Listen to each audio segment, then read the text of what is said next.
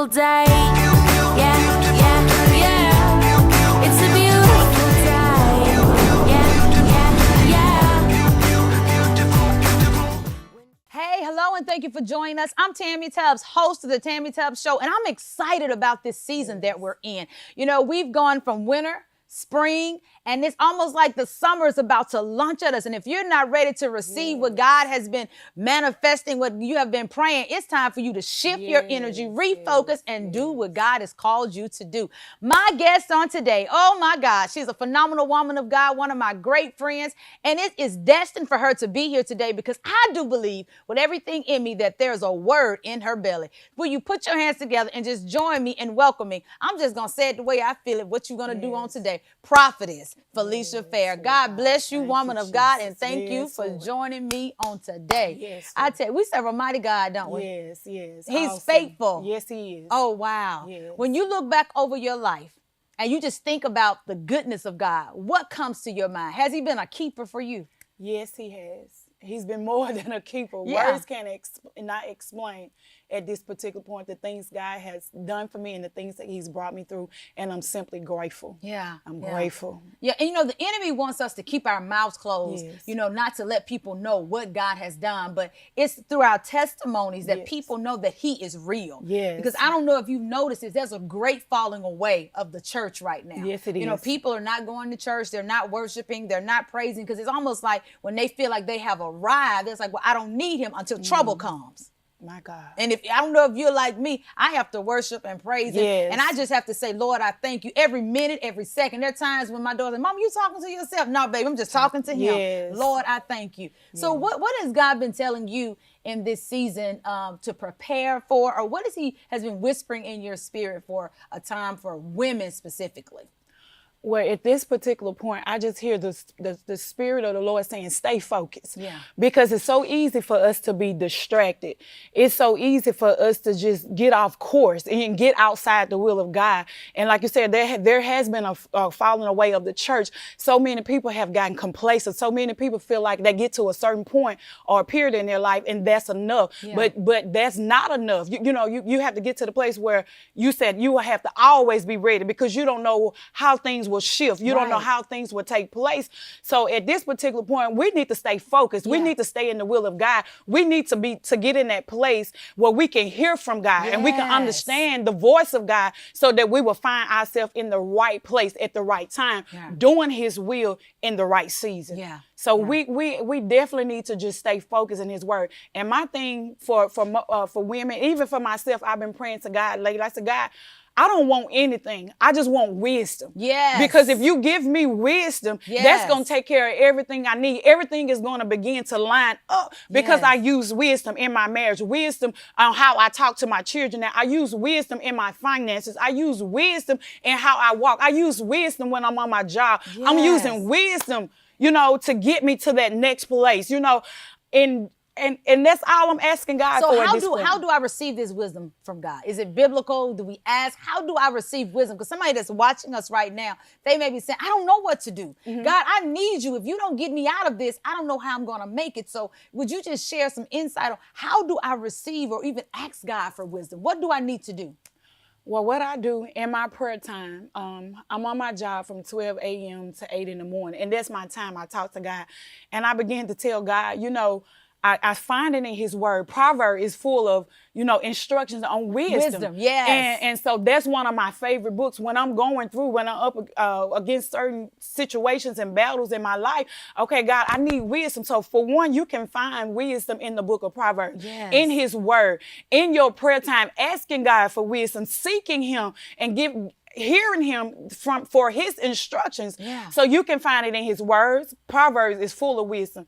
Tell you how important it is to have wisdom, to be wise and in all your understanding, get an understanding. And that's even through wisdom. And so it is in his word, it's through prayer, it's in his presence. And that's how we can find wisdom and begin to just walk in it. When God give us that confirmation on what we need, even with that wisdom, we got to walk in it. We can't ask God for wisdom and not use it. It's foolish. It's foolish to ask God for wisdom and not even use it. And go the other direction. And go the opposite direction. Absolutely. Yes. And you know what I love so much is he says, ask me, and it's simple. He'll give it to you liberally. Yes. It's free. But you have to be in a place where you can hear from God. Yes. How do I position myself so I can hear from him? Because in the world that we're living in with technology and reality television and music playing and the children and the cat and the dog and people pulling on me at church and just so many things going on, how can I, as an individual, as a woman, how can I hear from God? How do I be able to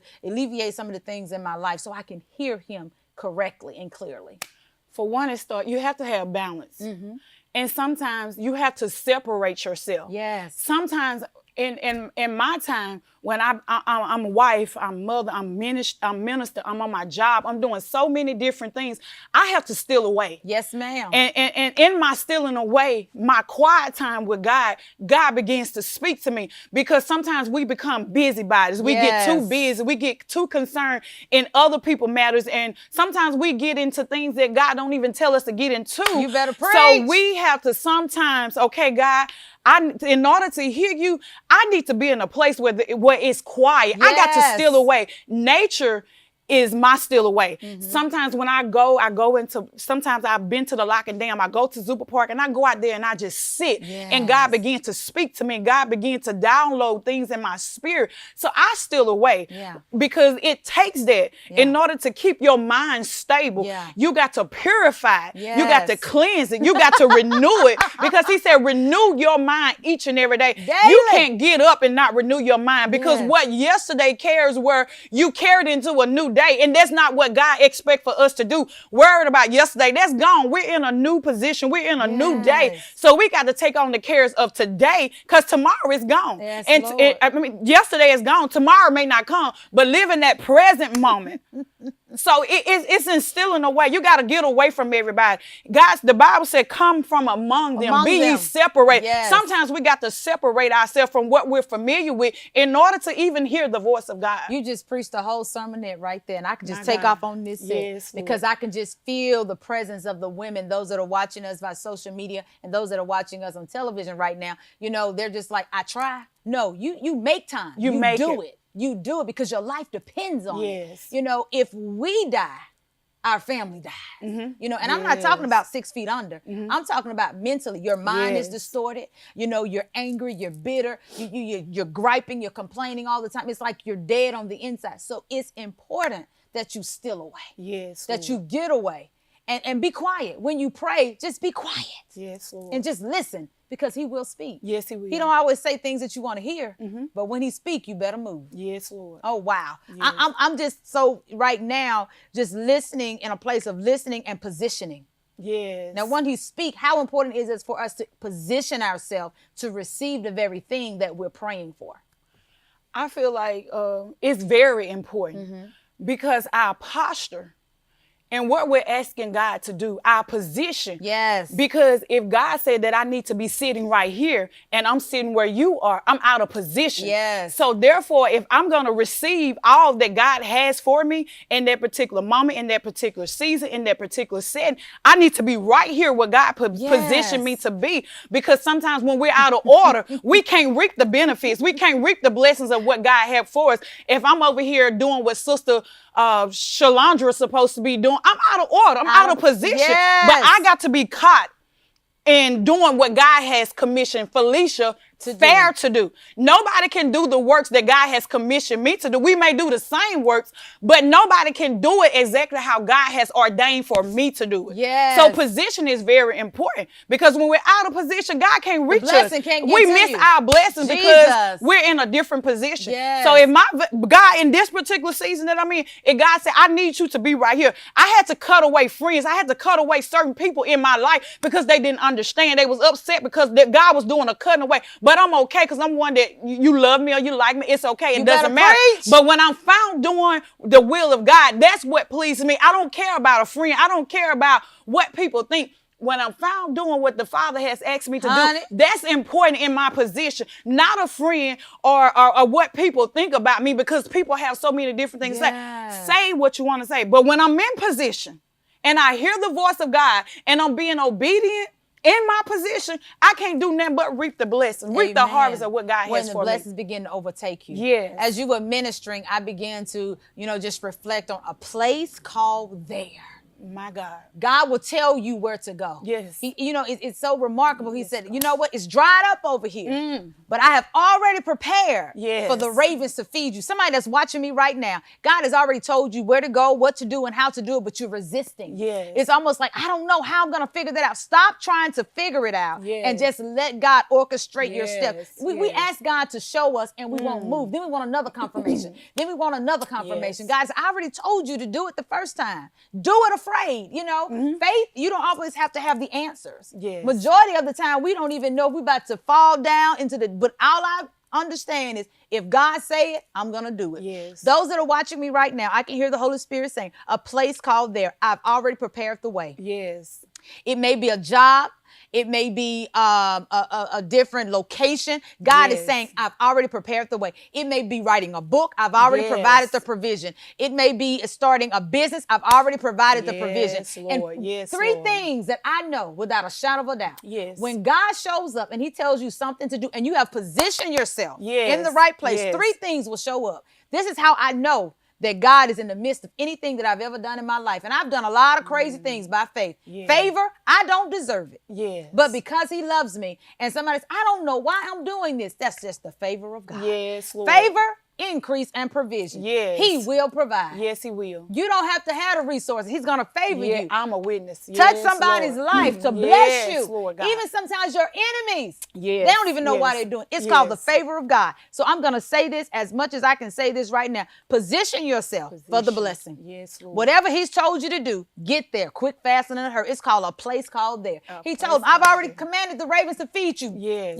But when it's dried up, it's dried up. Nothing can come out of it. It's like a Nothing. raisin. I can't get anything out of it. The grape, the juices have been dried up. Yes. So, I've preached my little 2-minute sermonette in that Praise section. God. But have you been in that place where you really had to walk out in faith? Because you have a book. Now you have God's Girl. You have a women's ministry. I mean, where was your mind during this time of saying, oh, God, I trust you, but I don't know. I don't know about this. When you had to trust him and when you stepped out, you began to see his hand just all up on you. Well, for me, it's like I would start off and I'll draw back. I start off and I'll draw back.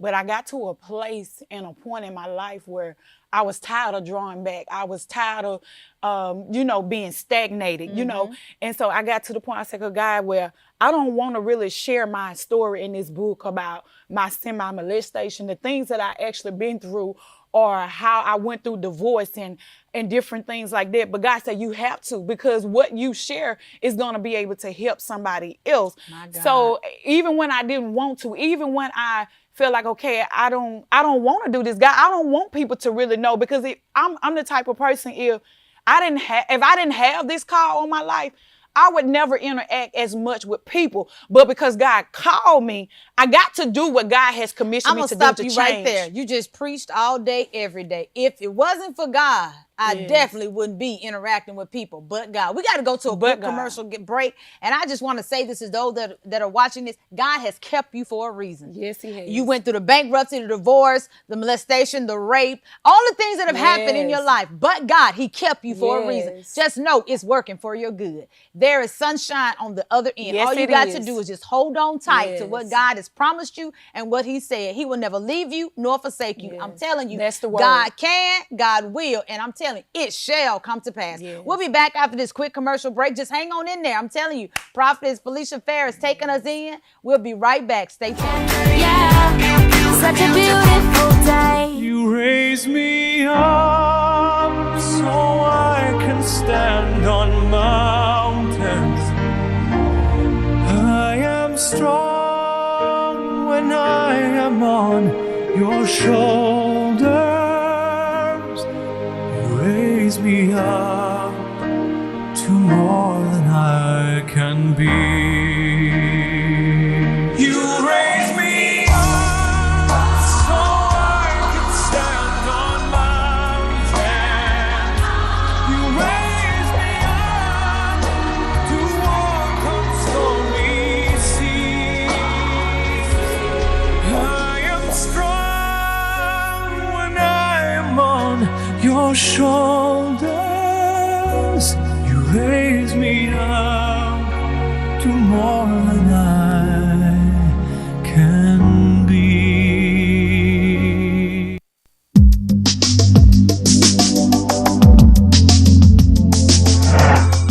Creation Minute. I'm Eric Oven. What is science? Webster says science is knowledge derived from observation and study. So is evolution part of science? Depends on what you mean. There are 6 different definitions of evolution. Cosmic evolution is the origin of time, space, and matter. Chemical evolution is the origin of all the elements we have today. Stellar evolution is the origin of the stars and planets. Organic evolution is the origin of life from non-life. Macroevolution is the origin of the major kinds of animals and plants. Then microevolution is simple variations within the kinds. Microevolution is the only one that's ever been observed and tested. The rest are not part of science. So is evolution part of science? Depends on what you mean. To learn more about creation, visit us at creationminute.com.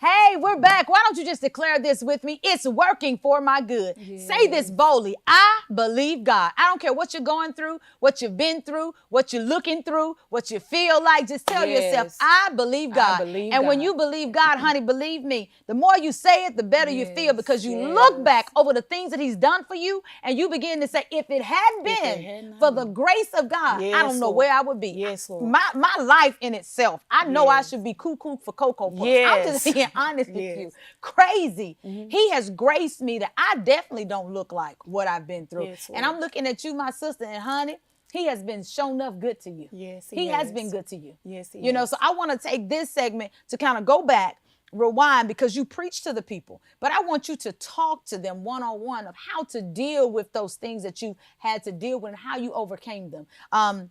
In your book, Kept by God, you really had, it was like a war because you didn't want to tell it. You didn't want to tell it. But God said, I need you to be obedient. And I thank God that you were obedient because it has been such a blessing to so many people. So I would never tell you. Amen. And you always have people that want to read and gossip, but even in the midst of them reading for, you know, those wrong motives, they get blessed. Yes. You know, they get delivered. So what was that one thing that you can honestly look back over your life and say that God really kept you through it all? It almost took you out, but God.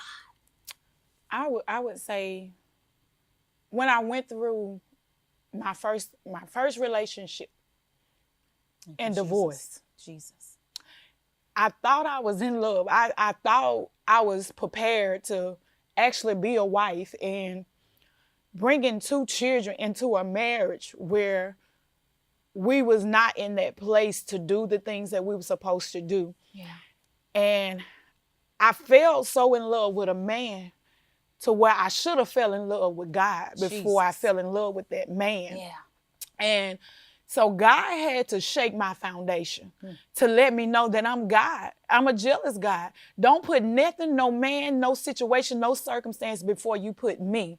So in that, falling in love, 2 children, going through financial difficulty, didn't know how I was going to make it, didn't know how I was going to take care of my children, didn't even understand where I was.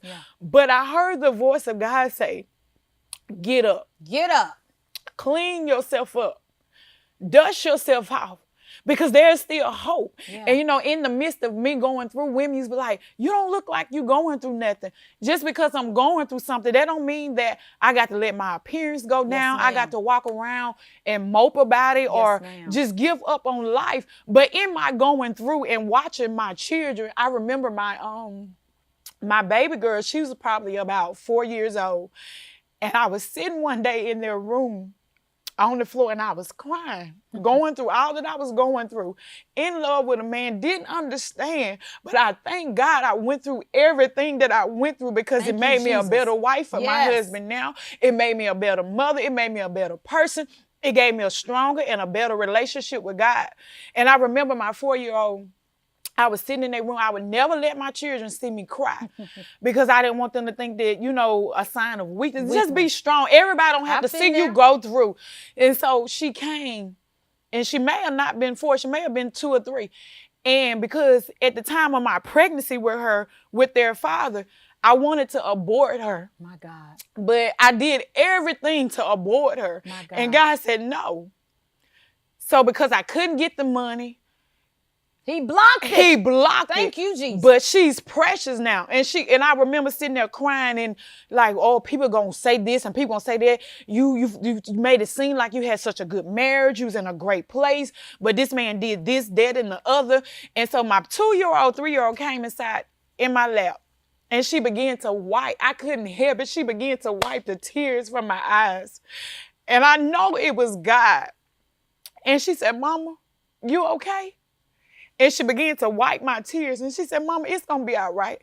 And I knew that there was God sending my baby to me and saying that it's going to be all right. Yeah. So to look at my child, and I said, oh, I know I got to get up. Because they're sensing things. And God, not only that God put her in that position because he knew how much my children meant to me. Yeah. And they were my strength at that time. Yes. So I got up, I dusted myself off. I went on a 24-hour fast I would never forget. And God said, release this man. Jesus. And I kid you not, it happened like that. I was a member of KVIC church. Jesus. I left KVIC church and I went to his church and I stood before him and I said, you know what? I forgive you. My God. And it takes a lot. I said, I forgive you. And when I did that, and on that 24-hour fast, I found scriptures on forgiveness and moving forward and healing and finding hope in God. Yes. The book of Psalms was my favorite book at that time, along with Proverbs. And God just gave me strength. He gave me wisdom to make it through it. And, you know, my heart was hurting. I mean, many times I cried and I was like, God, what did I do wrong for to deserve to be treated like this by this man? God said, you didn't do nothing wrong. Jesus. I cooked, I cleaned, I kept myself up to par. You know, I took care of my children, but it wasn't enough.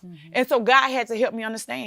It wasn't meant to be. I had to take you through so that when I send you to an audience of women, they're going to go through the same identical things that you're going through now. You're going to be able to help them. I can't count the women that I've helped make it through divorce. Yeah. I can't count the women that I've actually helped in their marriage because I survived. Yeah.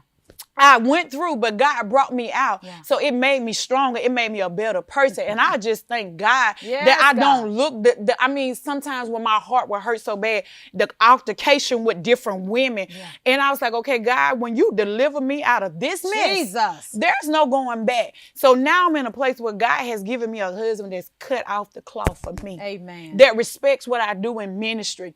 Not How the, did you prepare oh my God. for him?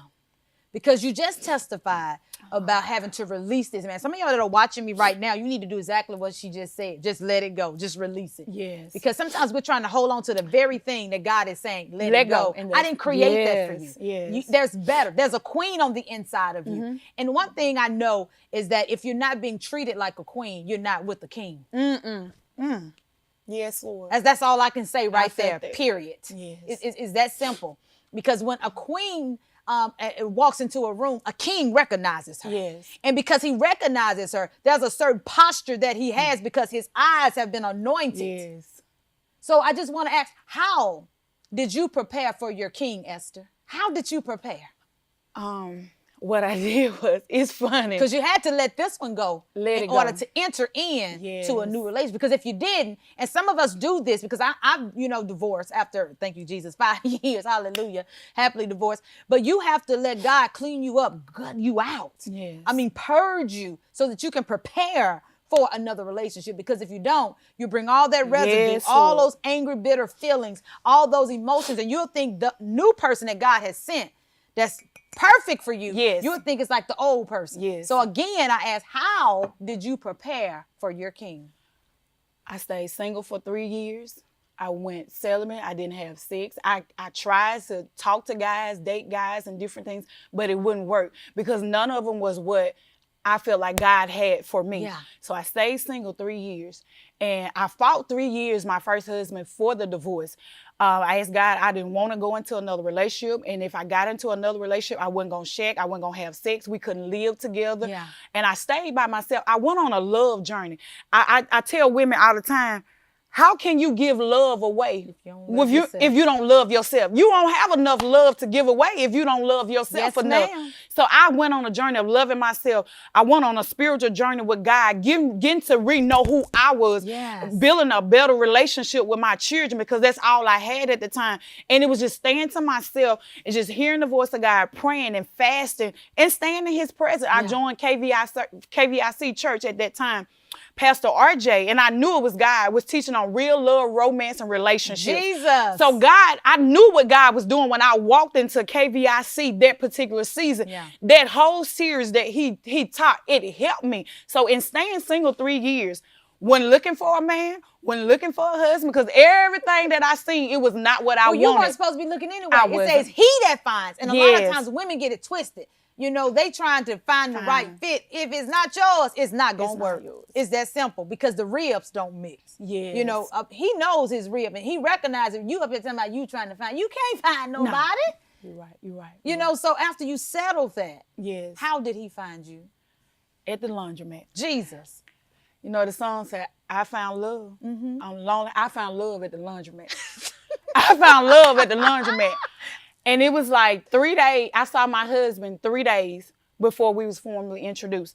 He worked 13 years at Bryan Food in the same department with my mom. In West Point. In West Point. And the 3 days I seen him, my sister invited me to a concert. The second time I seen him, I was leaving church. He was buying himself a dinner at Sunflower. Third day I seen him, I was at headed to the laundromat. Didn't know he was going to be there. But I talked to my mom about him the entire weekend. And I said, Mama, is he single? You know, I was asking You was questions because you inquisitive. want to You know. wanna know. Yeah, I want to know. But you knew it was something about It him. was something about him. Yeah. And so didn't know when we got to the laundromat, my mom came up there and said, spoke to everybody. He greeted her, stood up. And so my mom called him outside and said, I got something I wanted to ask you. So when she came back in, she had talked to him and he came back in smiling. And my mom said, well, my job done, I'm finna go. Oh, mama. So she's some serious. So by that time, I was getting ready to go. And he said, Miss Petty, you got something you want to say to me?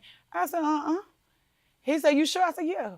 I grabbed my basket. He grabbed the other one, came out behind me. We talked for about 30 minutes. And I told him I ain't up for no games. I don't have time to play. If you in a relationship or married, because I don't do married men, point blank, period. I mean, I don't have time. We exchanged numbers. We talked ever since. He proposed in 3 months. Jesus. We got married the 3rd month of the year. I'm done. I'm Okay. done. 3 days, you saw him. Yes. You got married after 3 months. Stayed single 3 years. Something about 3. One for the Father, the Son, and the That's Holy it. Ghost. Again, you were kept by God. I was. Jesus. Yes. Wow, God, wow. I am just in awe of how God has just transitioned your life. Yes. And even now you're ministering, preaching, teaching, helping to heal and transform the lives of so many women. Oh my God. The best, honey, is definitely yet to come. Final word as you want to say, because time is moving real quickly. If you could just say one word to women that are watching via social media and those that are watching via television, one word, what would you tell them? Love. Love. Wow.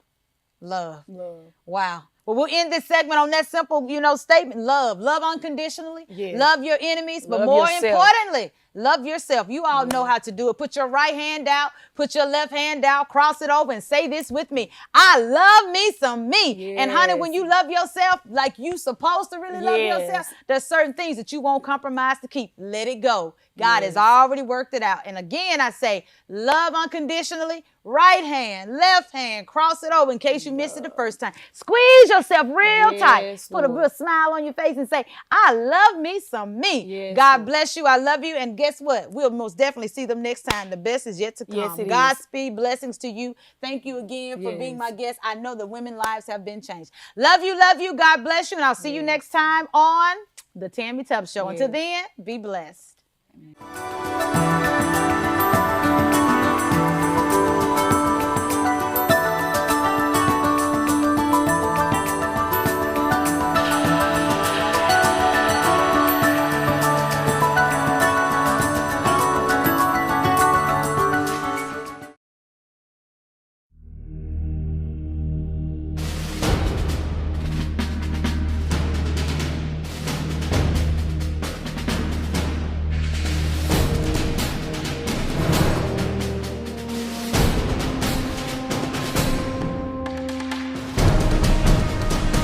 get to you, they'd have to get past us. America's Navy.